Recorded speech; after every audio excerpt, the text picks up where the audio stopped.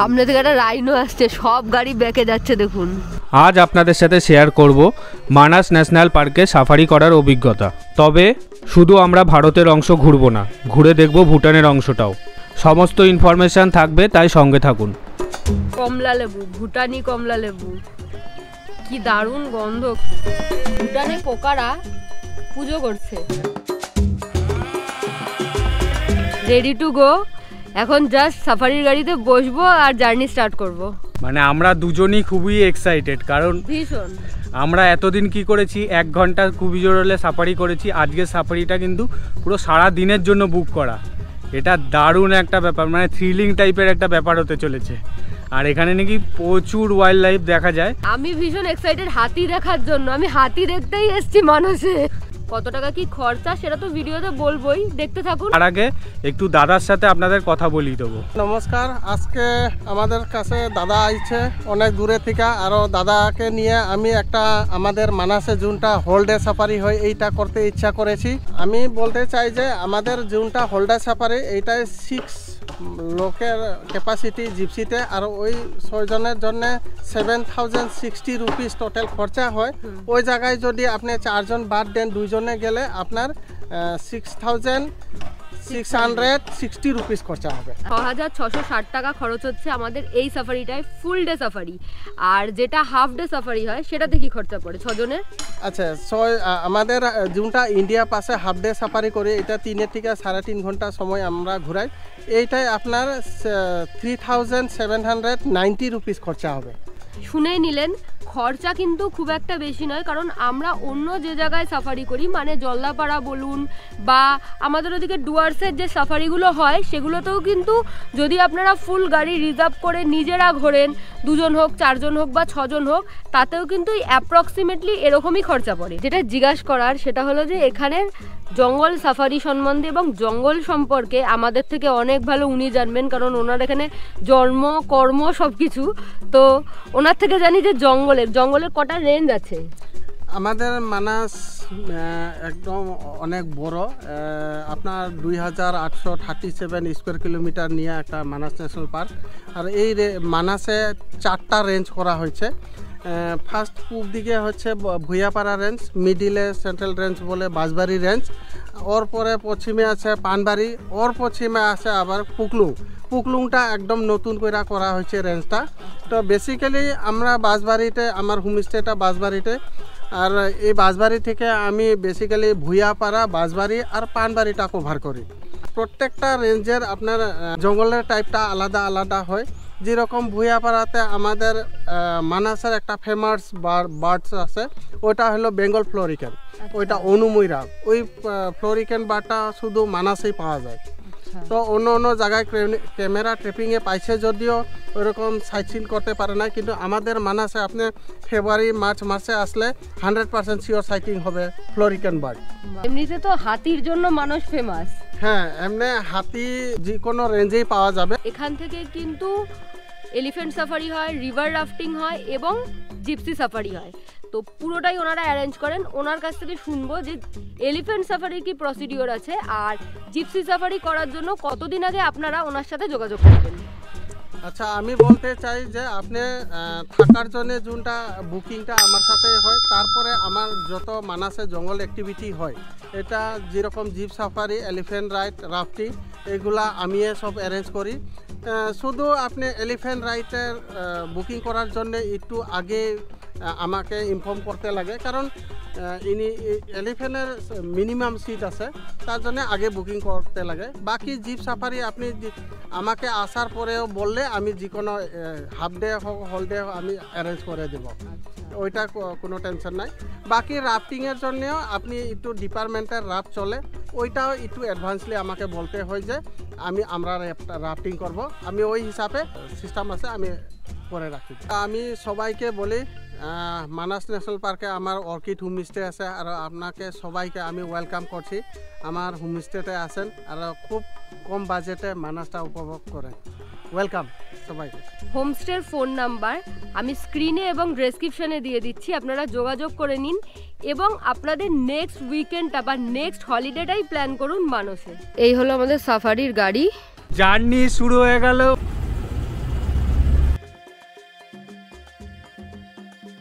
জঙ্গলের ভেতর কিন্তু প্লাস্টিক স্ট্রিক্টলি রেস্ট্রিক্টেড।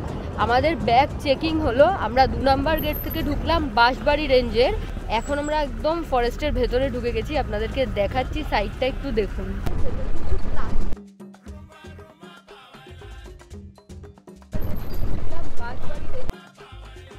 রাস্তার দুই ধারের যে জঙ্গলটা দেখছি প্রচণ্ড ঘন। আগে কিন্তু মানুষের জঙ্গলে নাইট সাফারি হতো, এই ব্যাপারটা আমার শুনে মানে গায়ে কাটা দিয়ে উঠলো, কিন্তু এখন জিনিসটা বন্ধ আছে, মানে আপাতত হয় না। এই হলো হাতি।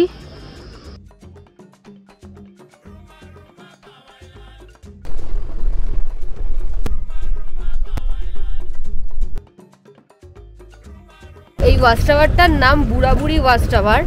সামনে দেখুন ওয়াটার বাফেলোর একটা ঝুন্ড রয়েছে। এখানের যে স্পেশালিটিটা সেটা হলো এখানে কিন্তু কোনো ইলেকট্রিক ওয়্যার দেওয়া নেই, কিছু দেওয়া নেই, ওয়াইল্ড লাইফকে একদম কাছে থেকে দেখতে পাওয়া যায়। ভাই এদের কি সাহস দেখুন।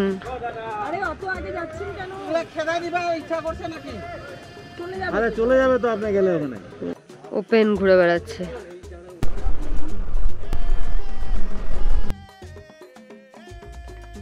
সামনে থেকে একটা রাইনো আসছে, সব গাড়ি ব্যাকে যাচ্ছে দেখুন। না না দূরে আছে, দূরে আছে, দূরে আছে, দূরে আছে। খাতে পিতে খানদান গে। এইখানে একটা রাইনো আছে যেটা পাগল, গাড়ি দেখলেই তাড়া করে। তো দাদা বলছে, আমাদের যে ড্রাইভার দাদা নিয়ে এসছে উনি বলছে যে এটা সেটাই, তো চলে যায়। গাছে থাকা একটা গোসাপ দেখতে পেলাম। এই গাছে থাকা গোসাপগুলো কিন্তু বেশি সাইজে বড় হয় না, তো ভীষণ সুন্দর, অল্প একটু মুখটা বাড়িয়ে আছে। দাদা গাড়ি চালাতে চালাতে কিভাবে জিনিসটাকে স্পট করলো, মানে এরকম তো কোনোদিনও দেখিনি। জঙ্গলে পশু পাখি দেখতে পাওয়াটা পুরোপুরি ভাগ্যের ব্যাপার, তবে একটা আশা তো থেকেই যায়। আর দাদার কথা যে রাহুল বলছিল, দেখুন সমস্ত ফিল্ডে এক্সপার্ট তো এদেরকেই বলে না, যারা এক্সপার্ট হয় সেই ফিল্ডে এক্সপেরিয়েন্স থাকে একদম, আর এক্সপিরিয়েন্সের দাম সব সময়। একটা ঈগল দেখতে পেলাম। জঙ্গল কিন্তু আমাদের নিরাশ করছে না, যাওয়ার পথেও, ফেরার পথে কি দেখতে পাবো না জানি না, তবে এখন কিন্তু আমাদের নিরাশ করছে না, কিছু না কিছু দেখছি। মানস ন্যাশনাল পার্কে মানে মানুষের যে ফরেস্টটা আছে সেইটার ভেতরে কিছু দেখতে পান বা না পান, এই যে রাস্তা দিয়ে যাওয়ার এই ফিলিংসটা, এটা কিন্তু আলাদা রকমের। আর সামনেই পুরো ভুটানের পাহাড়টা দেখা যাচ্ছে, ওটা তো আলাদা রকমেরই একটা ভাইব দিচ্ছে, দারুণ লাগছে কিন্তু জায়গাটা। যেতে যেতে আবার দেখা পেলাম ক্যাপ লেঙ্গুরের বাদর, কি বড় বড় লাফ মারছে, এপাশে রাস্তার এপাশের গাছ থেকে ওপাশের গাছে ঝপাঝপ লাফ মারছে। এখানে একটা ছোট্ট মতো গোসাপ দেখতে পেলাম, এটা হচ্ছে ওয়াটার মনিটর লিজার্ড বলে। ওই দূরে গাছের ভেতরে বুনো শুয়োর রয়েছে, একটুখানি বেরিয়ে কি একটা খাওয়ার চেষ্টা করছে। এই যে জায়গাটা দেখতে পাচ্ছেন, এইটা হচ্ছে যারা হাফ ডে সাফারি করবেন, এটাই কিন্তু তাদের লাস্ট পয়েন্ট হবে। এই যে দেখুন, এই জায়গাটার নাম হচ্ছে মাঠাংগুড়ি বলে একটা জায়গা। এরপরে কিন্তু আমরা ভুটানের দিকে চলে যাব। ইনি হচ্ছে আমাদের গাইড দাদা, একটু বলো তো এখানে কি কি দেখতে পেয়েছো? এখানে আমরা মাঝে সময় রয়্যাল বেঙ্গল টাইগারও সাইটিং হয়, লেওপার্ড সাইটিং হয়, আচ্ছা, তো মালাইন জেন্টস স্কুরেল সাইটিং হয়, আচ্ছা, ক্যাপ লেঙ্গুর সাইটিং হয়, আচ্ছা, তারপরে ওয়াটার বাফেলো সাইটিং হয় মাঝে সময়। আচ্ছা, এগুলা প্রায় দেখা যায় আর কি। আচ্ছা, আমাদের ওইদিকে আবার ভুটান বর্ডার আছে, রিভার পয়েন্ট, খুব ভালো সুন্দর দেখতে ভিউ পয়েন্টটা। মানে আমরা যে জায়গাটায় দাঁড়িয়ে আছি এখানে রয়্যাল বেঙ্গল টাইগারও ঘোরাঘুরি করে। হ্যাঁ, ঘোরাঘুরি করে। এই রে, তো রাত্রে তো একদম সাম্বার ডিয়ার। আচ্ছা, সাম্বার ডিয়ার, আচ্ছা। আগে যারা রাত্রে টুরিস্ট থাকতো, আচ্ছা, তারা তো এখন প্রচুর দেখতে পেত। মানে এখানে কি থাকার ব্যবস্থা আছে? এখন নাই, আগে ছিল। আচ্ছা, এখন এটা বন্ধ হয়ে গেছে অলরেডি। আচ্ছা, তো শুনছেন, মানে শুনেই আমার একটা কেমন লাগছে। আমি তো এখানে দাঁড়িয়ে আছি, বেশি কথা না বাড়িয়ে আমি গাড়িতে উঠে যাবো, আমার তো শুনেই ভয় লাগছে। একটা ওয়াটার বাফেলো দেখতে পেয়েছি, রাহুল অনেকক্ষণ ধরে তার ফুটেজ নিচ্ছে। আমি ভীষণ এক্সাইটেড, কারণ আমি এবং রাহুল দুজনেই ওয়াটার বাফেলো ফার্স্ট টাইম দেখলাম। এই নদীটা হলো বেকি রিভার, আর আমরা যেখানে দাঁড়িয়ে আছি এটা একটা ওয়াচ টাওয়ার টাইপের নদীটাকে দেখার জন্য। এটা হলো মাথানগুড়ি আপার বাংলা। আমি ফার্স্ট টাইম দেখলাম ওয়াটার বাফেলো। এখানে এই আপার বাংলোতে একটা মিউজিয়াম রয়েছে, সেইটাই একটু আপনাদের সাথে শেয়ার করছি।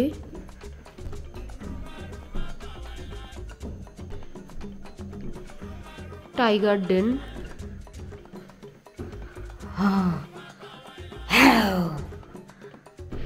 বলা হচ্ছে রাইনো, প্রাইড অফ আসাম। সেই রকম কিছুই নেই, তবে বেশ সুন্দর, আমার বেশ ভালো লাগলো। এখানে কিন্তু একটা ক্যান্টিনও রয়েছে খাওয়া দাওয়া করার জন্য দেখলাম, আপনারা চাইলে এখানেও কিন্তু খাওয়া দাওয়া করে নিতে পারেন। এইটা হলো চেকপোস্ট ভুটানে এন্ট্রি করার জন্য। ড্রাইভার কাম গাইড উনি আমাদের দুজনের ভোটার আইডি কার্ডের অরিজিনালটা নিয়ে গেল, এখানে গিয়ে উনি ডকুমেন্টেশন করবে। আমরা গাড়িতেই বসে আছি। আর টাকা লাগবে কিন্তু ভুটানের পাটে, যখন আমরা এন্ট্রি করব ভুটানের ওখানে তখন। Welcome to Bhutan. আমরা রয়্যাল মানসে এন্ট্রি করলাম এখন, এর পরের জার্নিটা হবে রয়্যাল মানসে। এই যে রাস্তাটা দিয়ে যাব এখন, পাশেই থাকবে আপনার হচ্ছে বেকি রিভার। বেকি রিভারের পাশ দিয়েই কিন্তু পুরো রাস্তাটা গেছে। আর আমরা কিন্তু এখন পাহাড়ে উঠছি, দারুণ সুন্দর লাগছে। রাস্তাটাও দেখছি একটু খতরনাক টাইপের রাস্তা, দারুণ একটা কিন্তু রোমাঞ্চকর জার্নি হতে চলেছে। রয়্যাল মানসে কিন্তু পশু পাখি দেখার চান্সেস খুবই কম। এখানের প্রাকৃতিক দৃশ্যটাই আপনাদের দেখে উপভোগ করতে হবে, কারণ এখান থেকে দারুণ সুন্দর ভিউ দেখা যাচ্ছে। এখান থেকে জাস্ট ভিউটা দেখুন, ও পুরো পিকচার পারফেক্ট জায়গা এটা। আমি আর শৈলী বলছি, মানে দুজন মিলে গল্প করছিলাম, ভাবা যায় আমরা এখন অন্য দেশে ঘুরছি। মানে এগুলো কিন্তু একটা আলাদা টাইপেরই এক্সপিরিয়েন্স বলতে পারে।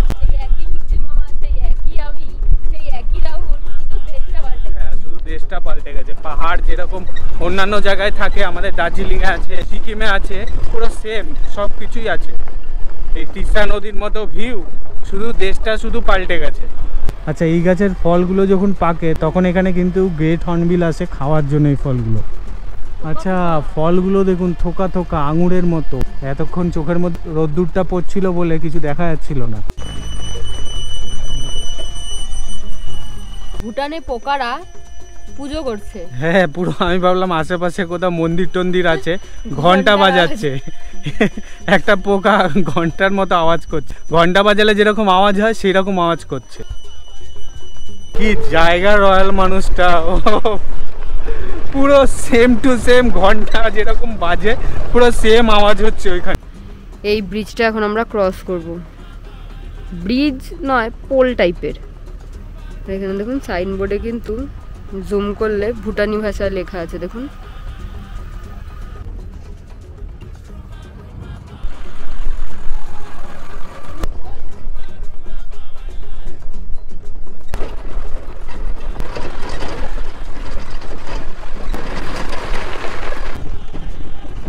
রাহুল সামনে চলে গেছে, পেছনে আমি একা বসে রাজত্ব করছি।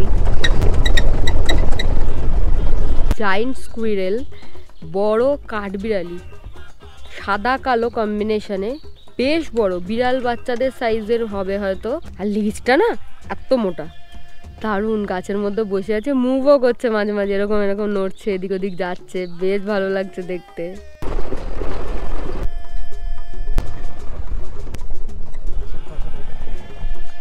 আমরা এখন একটা ভিউ পয়েন্টে দাঁড়িয়ে আছি, মানে দাদাই দাঁড় করালো, যিনি আমাদের ড্রাইভার কাম গাইড দাদা। এই নদীটা দেখুন, এইটা কিন্তু ভুটান দিয়ে বয়ে আসে। আর ওই দিকের নদীটা দেখুন, ওই নদীটা কিন্তু চায়না থেকে আসছে।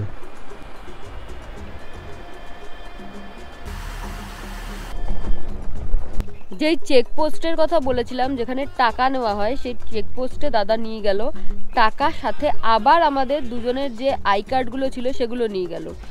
বললেন যে আই কার্ডগুলো এখানে জমা রাখা হবে, টাকা জমা রাখা হবে, এবং দাদার সমস্ত রকম গাড়ির ডকুমেন্টস, দাদার ডকুমেন্টস সব জমা রাখা হবে, কারণ যাতে আমরা গ্রামে ঢুকে সেখান থেকে পালিয়ে না যেতে পারি, ভুটানে না পালিয়ে যেতে পারি। হ্যাঁ, হচ্ছে লোকালিটি শুরু হচ্ছে এই জায়গাটা থেকে। এটা হলো পানবাং রেঞ্জ। এখানে আমাদের যে টাকাটা ডিউ ছিল, বলেছিলাম টাকাটা নেবে, সেই টাকাটা নিল 210 টাকা। 150 টাকা হচ্ছে গাড়ির জন্য, আর দুজনের জন্য 60 টাকা, মানে 30 করে দুজনের এন্ট্রি ফি। আমাদেরকে কিন্তু বিল দিয়েছে, আর তার সাথে একটা ভিজিটিং কার্ড দিয়েছে। এটা হচ্ছে ভুটানের পানবাং স্কুল।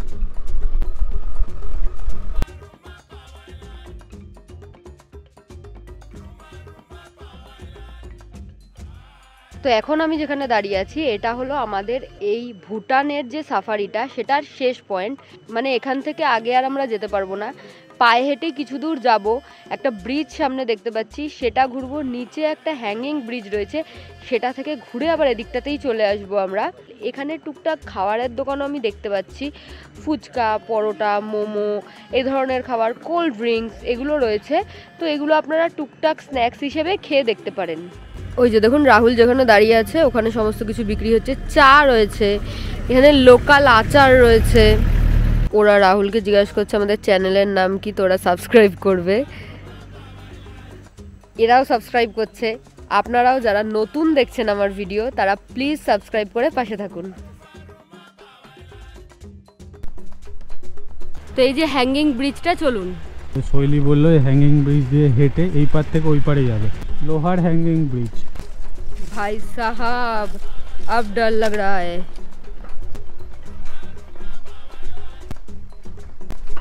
ও মাই গড, একদিকে পুরো হয়ে রয়েছে ব্রিজটা। তবে হ্যাঙ্গিং ব্রিজটায় না আসলে এই সাফারটা আধুরা থেকে যেত। দারুণ লাগছে এখান থেকে, পুরো জায়গাটা এত সুন্দর লাগছে এখান থেকে দেখতে। আমার তো মনে হচ্ছে বাবু হয়ে হ্যাঙ্গিং ব্রিজে বেশ খানিক্ষণ বসে থাকি। আমার কিন্তু ভার্টিগো আছে, তারপরেও আমার এখানে দাঁড়িয়ে থাকতে ভালো লাগছে, খুব একটা ভয় লাগছে না, আর মাথাও খুব একটা ব্যথা করছে না, ঘুরছেও না। প্রথমবার এক্সপিরিয়েন্স করছি, দারুণ সুন্দর লাগলো। পানবাং ঘুরে আমরা এখন আবার ইন্ডিয়ার দিকে রিটার্ন যাচ্ছি।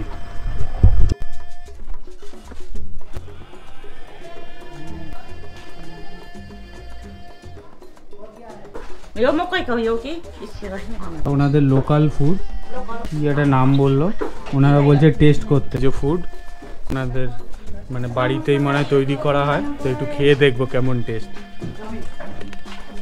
সত্য বাট মনে হচ্ছে জিনিসটা হেলদি। এটার নাম হচ্ছে মাকই, কেমন একটা অন্য টাইপের টেস্ট, ঠিক ভালো না খেতে। কমলা লেবু, ভুটানি কমলা লেবু, কি দারুণ গন্ধ। কিন্তু এখন তো আমি খাবো না, কিছু খাই তারপর খাবো।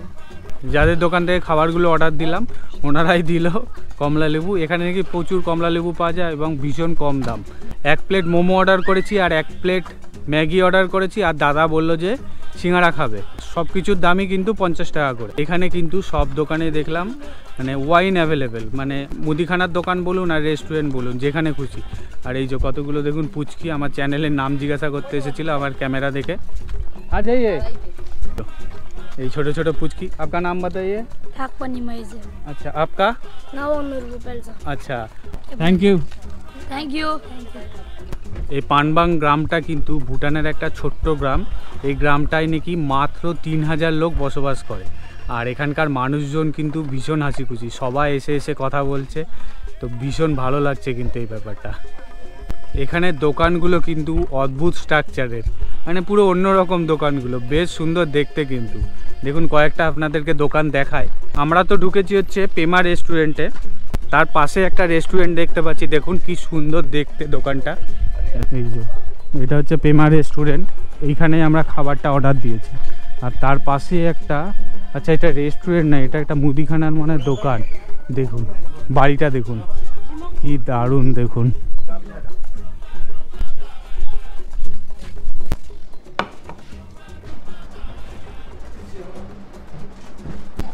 বেশ ভালো খেতে, আমাদের ওখানের থেকে একটু অন্যরকম কিন্তু ভালো।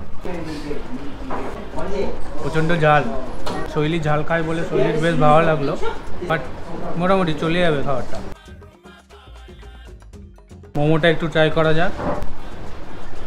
মোমোটা কিন্তু ভীষণ টেস্টি, দারুণ খেতে। এখানে সবাই এত ফ্রেন্ডলি, তখন আমরা খেতে ঢুকেছি, এখনো সবাই আমাদের সাথে কথা বলছে, আমরা বেরোতেই পারছি না, দেরি হয়ে যাচ্ছে তাও বেরোতে পারছি না। এখানে সবাই মিলে বসে মানে খাওয়া দাওয়া করছে এবং সবাই কিন্তু আচ্ছা আচ্ছা খুশি। Thank you thank you thank you. তো খাওয়া দাওয়া কমপ্লিট করে গাড়িতে বসে গেছি, এখন back to India.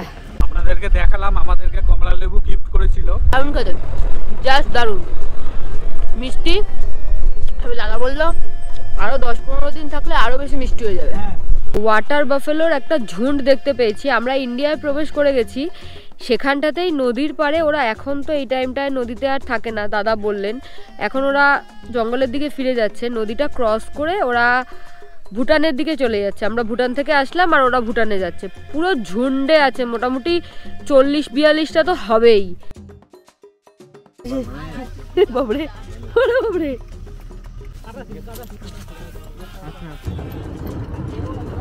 Tata tata tata. এখানে এরকম এক ঝুন্ড বাফেলো, ওয়াটার বাফেলো দেখে আমি ভীষণ খুশি, ইভেন রাহুলও ভীষণ খুশি। দারুণ, এখানে গন্ডার, বাফেলো, তারপরে হাতি, প্রচুর কিছু আছে, প্রচুর কিছু। বুড়াবুড়ি ওয়াচ টাওয়ারটা কিন্তু এখানকার ফেমাস একটা ওয়াচ টাওয়ার, এখান থেকে সবচেয়ে ভালো ওয়াইল্ড লাইফ দেখা যায়। এখানে কিন্তু কতগুলো দেখুন গাড়ি দাঁড়িয়ে আছে, এখানে গাড়ি, এখানে গাড়ি, সব ট্যুরিস্টরা কিন্তু ঘুরতে এসেছে। এই যে হচ্ছে ওয়াচ টাওয়ার। ওয়াচ টাওয়ারের একদম ওপরে উঠে গেছি, এরকম পুরো একটা 360 ডিগ্রি ভিউ পাবেন এখান থেকে। এটা হলো আমাদের মানাস ন্যাশনাল পার্কের বাঁশবাড়ি রেঞ্জের একদম খুব বিশেষ জায়গা, বুড়াবুড়ি অ্যান্টি পচিং ক্যাম্প। আমাদের সবাই চারোদিকে ঘুরে আসে, আমরা সবাই বুড়াবুড়িতে আশা করি কি জন্তু কিছু দেখতে পাবো। জানি না এই জায়গাটায় এইরকম আমাদের ভাবে সন্ধ্যাবেলা সব জন্তু মানে বিশেষ করে ওরা এইখানে গ্যাদারিং করার চেষ্টা করে। কিসের জন্য এটা বলতে পারবো না, তো তার জন্য আমরা বলি যে আমরা সবাই সাফারি করার পরে বুড়াবুড়িতে একবার হলে ঢুকি। এটা হলো আপনার Asiatic wild water buffalo, male বাফেলোর এটা সিং হয়। আপনার হান্টিং বা খাওয়ার পরে ওর মাথাটা ডিপার্টমেন্টে ডিউটির সময় পাওয়ার সময় এখানে এনে লাগিয়ে রাখছে। এরকম বড় বড় এশিয়াটিক ওয়াইল্ড ওয়াটার বাফেলো আমাদের মানাসে আছে। আর আমাদের মানাসের বাফেলো অরিজিন ওয়াইল্ড জিনের বাফেলো, শুধু মানাসে আপনি অরিজিন ওয়াইল্ড জিনের বাফেলোটা পাওয়া যায়। এই শিংগুলো প্রচণ্ড হার্ড, বাবা রে। এখানে একটা আছে, ওইদিকে একটা আছে, আর এই পাশটা একটা আছে, টোটাল 3টে আছে। শরীর টায়ার্ড হয়ে গেছে, বাট আমাদের মন এখনো টায়ার্ড হয়নি। এখনো মনে হচ্ছে যদি কিছু দেখতে পাই, তো দারুণ একটা ব্যাপার। যে দাদা আমাদেরকে সারা দিন সঙ্গ দিলেন, উনি এত ভালো, মানে এই সময়ও উনি বারবার এদিক ওদিক ঘাড় ঘুরিয়ে দেখার চেষ্টা করছে যে কিছু দেখতে পায় নাকি। দাদা না থাকলে হয়তো আজকে আর্ধেক কিছু দেখতে পাতাম না। আমরা তো বারবার জঙ্গলে ডান দিকে দেখছি, বাঁ দিকে দেখছি, ওপরে দেখছি, কিছু চোখে পড়ছে না দুজনেরই। দাদা একবার এদিকে ঘাড় ঘোরাচ্ছে, বলছে ওপরে পাখি আছে, এদিকে হাতি আছে। এটা দারুণ ব্যাপার। জঙ্গলে এসে এসে এত এক্সপিরিয়েন্স হয়ে গেছে, ওনারা বুঝতে পারে একটা পাখি মুভমেন্ট করলেও কিন্তু ওনারা বুঝতে পারে। এত ভালো একটা ভিডিও আপনাদেরকে উপহার দিলাম, আর তার জন্য আমাদের চ্যানেলটাকে সাবস্ক্রাইব করতে হবে, লাইক করে দিতে হবে, বন্ধু এবং ফ্যামিলিদের সাথে শেয়ার করতে হবে বেশি বেশি করে। ভিডিও দেখার জন্য অনেক অনেক অনেক ধন্যবাদ। দেখা হবে আবার অন্য কোনো ভিডিওর সঙ্গে।